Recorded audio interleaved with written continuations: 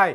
Artificial intelligence కొంతకాలం క్రితం వరకు మనందరికీ ఇదొక బ్రహ్మ పదార్థం. కానీ ఇప్పుడు యావత్ ప్రపంచం ఏఐ చుట్టూనే తిరుగుతోంది. ముఖ్యంగా మన దేశం కృత్రిమ మేధ రంగంలో దూసుకుపోతుంది.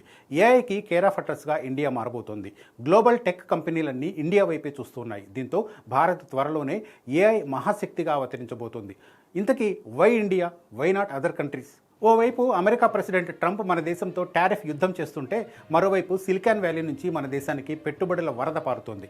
ప్రపంచంలోని అగ్రగామి టెక్ కంపెనీలు మైక్రోసాఫ్ట్, అమెజాన్ భారత్పై పెట్టుబడుల వర్షం కురిపించడంతో మన దేశం గ్లోబల్ ఏఐ పవర్ హౌస్గా మారేందుకు వేగంగా అడుగులు పడుతున్నాయి. మైక్రోసాఫ్ట్, అమెజాన్ మన దేశంలో పెడుతున్న పెట్టుబడుల విలువ ఇప్పటికే $52 బిలియన్ దాటాయి.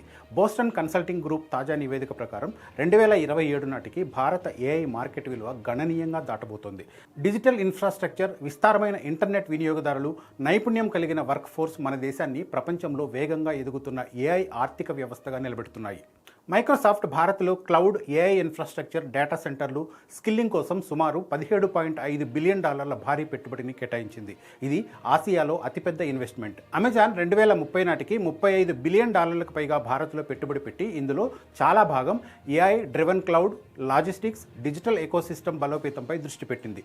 ఇప్పటికే గూగుల్ విశాఖను ఏఐ హబ్గా మార్చేసుకుంది. గిగావాట్ల స్థాయి data centre cluster AI hub కోసం సుమారు $17 బిలియన్ పెట్టుబడి పెట్టే ఆలోచనలో ఉంది. ఈ 3 కంపెనీలు కలిపి 60 నుంచి $70 బిలియన్ ఇన్వెస్ట్మెంట్ కమిట్మెంట్తో ఉన్నాయి. బిగ్ టెక్ కంపెనీలు ఏఐలో పెట్టుబడులు పెట్టేందుకు భారత్ వైపే చూడడానికి అనేక కారణాలు ఉన్నాయి. భారత్లో బిలియన్కు పైగా ఇంటర్నెట్ యూజర్లు, వేగంగా పెరుగుతున్న డిజిటల్ ఎకానమీ వల్ల ఏఐ ఆధారిత సర్వీసుల కోసం ప్రపంచంలోనే అతిపెద్ద ఏఐ టెస్టింగ్ గ్రౌండ్గా ఇండియన్ మార్కెట్ను టెక్ కంపెనీలు చూస్తున్నాయి. దీనికి తోడు చౌకగా, నైపుణ్యంతో ఉన్న టాలెంట్ కూడా భారత్లో ఎక్కువ.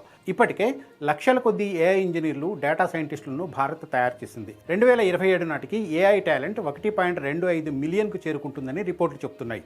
పెద్ద టెక్ కంపెనీలకు కావాల్సిన టాలెంట్ మొత్తం మన దగ్గరే దొరుకుతుంది. మరోవైపు యూపీఐ, ఆధార్ వంటి digital public infra, semiconductor mission, India AI వంటి ప్రభుత్వ పథకాలు కూడా పెట్టుబడులను వేగంగా ఆకర్షిస్తున్నాయి.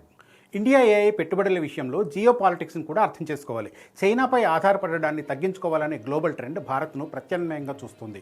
అందుకే ఏఐ డేటా సెంటర్ల నుంచి రీసెర్చ్ వరకు భారీగా పెట్టుబడుల ప్రణాళికలతో ముందుకొస్తున్నాయి.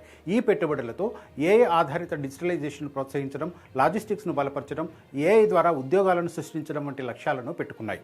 Finance, retail, mobility, media, logistics రంగాల్లో ఏఐ వినియోగం కూడా పెరిగింది. ఎనర్జీ ఖర్చులు, పవర్ లభ్యత, భారీ ఏఐ కంప్యూటర్ వసతులు వంటి కొన్ని సవాళ్లు ఉన్నా టెక్ కంపెనీల విశ్వాసం మాత్రం తగ్గట్లేదు. అందుకే రానున్న కొన్ని సంవత్సరాల్లో ఇండియాను ఏఐ హబ్గా చూడొచ్చుంటున్నారు టెక్ నిపుణులు.